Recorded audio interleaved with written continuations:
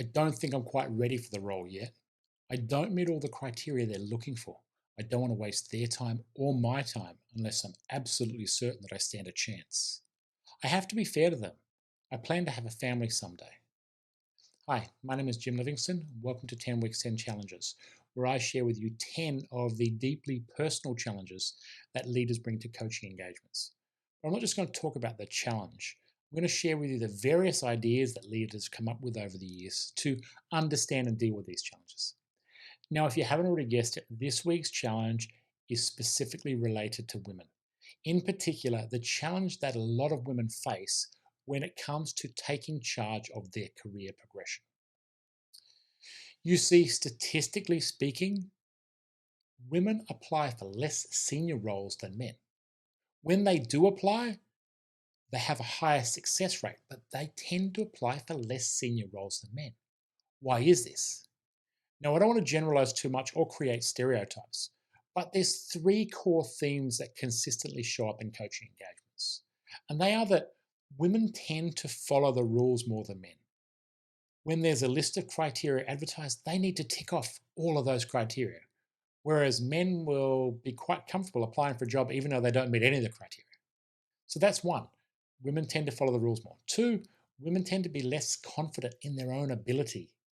They tend to be less confident when it comes to selling themselves on why they're the right person for the role. And three, women tend to be less assertive when it comes to sticking their hand up and saying, I want that role, I deserve that role, I'm the best suited person suited to that role for these reasons. So let's have a look at what you can do to sort of take charge of that career progression. Now, I've grouped all the ideas that have been sort of put forward over the years into three core themes. They are know what you really want, know your superpower, and know the role. Let's have a look at them one by one. So, know what you really want. Now, it might sound stupidly obvious, but what do you really want for a career? What would a meaningful career look like for you? If you were to look back 5, 10, 15 years from now, what would you be proud of accomplishing in your career? What are the next two, three, four steps in your career progression? What can you do to supercharge or to speed up your career progression? You see, the more you understand what you want for a career, the better positioned you are to be able to put yourself forward and put forward an argument for why you deserve a role. The better you are suited to be able to plan to achieve that career. So that's one, know what you really want. Number two, know your superpower. Now, superpowers aren't just for superheroes. Everyone has a superpower. Some people are really aware of it, some people are oblivious to it. You see, a superpower is like a thumbprint, it is unique to all of us. It's that special combination of personality, temperament, values, beliefs, way of doing things, mindsets, skills, knowledge that makes us create value in very special ways. Now, some people are aware of it, some people are not. So, what is your superpower? How would you describe it? What specific values underpin your superpower? What behaviors show up when you display that superpower? What have you done to develop or nurture that superpower? How does that superpower make a difference? How does it help you contribute? If you think about your current role, if you were to leave your current role right now, what would people be missing if you left? You know, every superpower has a kryptonite. What's yours? A strength when overused is a weakness.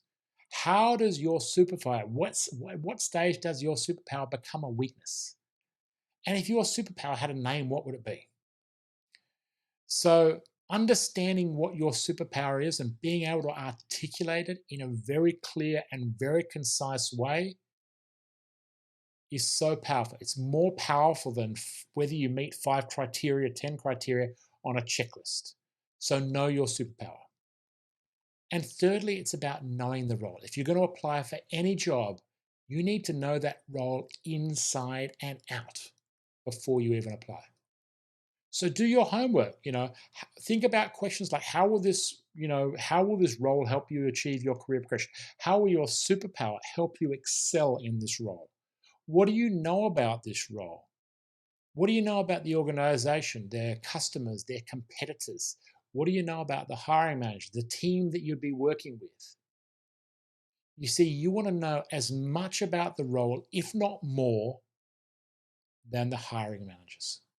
Because the more you know about that role, the more confident you will be in being able to put your hand up and say, I'm the right person for that job. So there you have it, 3 ideas to take charge of your career progression. Know what you really want, know your superpower, know the role.